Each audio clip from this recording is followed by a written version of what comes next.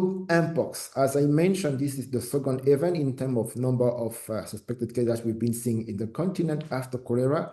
But this week, we keep on seeing a trend in the decline in the number of suspected cases notified, but also in the number of confirmed cases. This is very encouraging because this also helps us to see the light at the end of the tunnel as we move forward.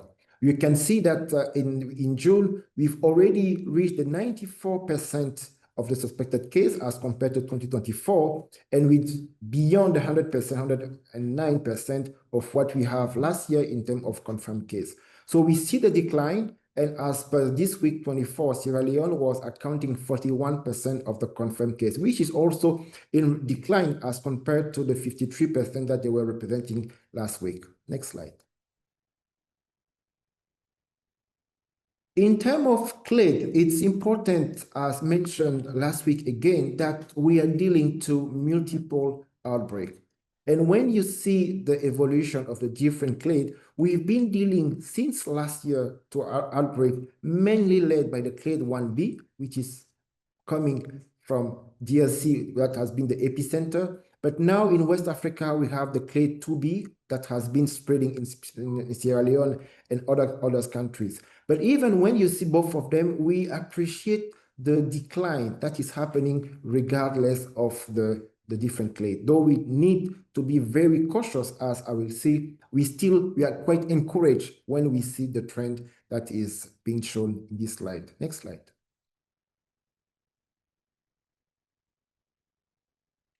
The top countries that report 87% of the confirmed case, naming the DRC, the Sierra Leone, and the Uganda, are also showing that decline, though they still represent 87% of the confirmed case and 91% in the week to 23. So we appreciate that decrease, which also showing that other countries will start with, that I will show later on, also account for a bit more than the case that we were seeing last week.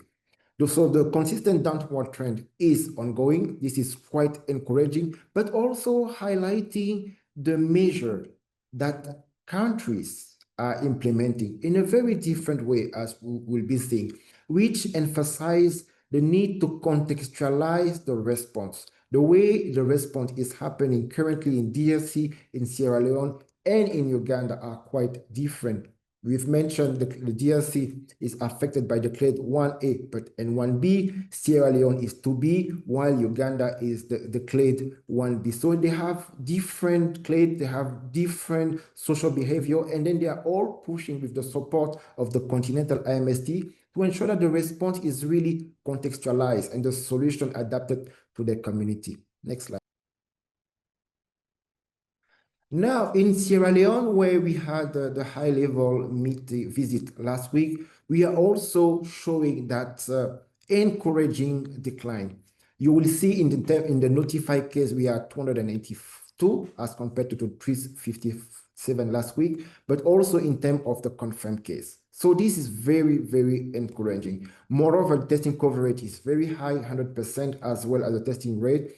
And the challenge remains on that test positivity. That's why Africa CDC is supporting the country in rolling out the community healthcare worker, so that we have those 200 community healthcare workers who will be in the field, moving house by household to ensure that the track define all the active case. And that will make the link with the vaccination and ensure that those who are at risk are actually the one benefit isolated in one side, taken care in the health facilities, and also those who need to be vaccinated actually receive the vaccine.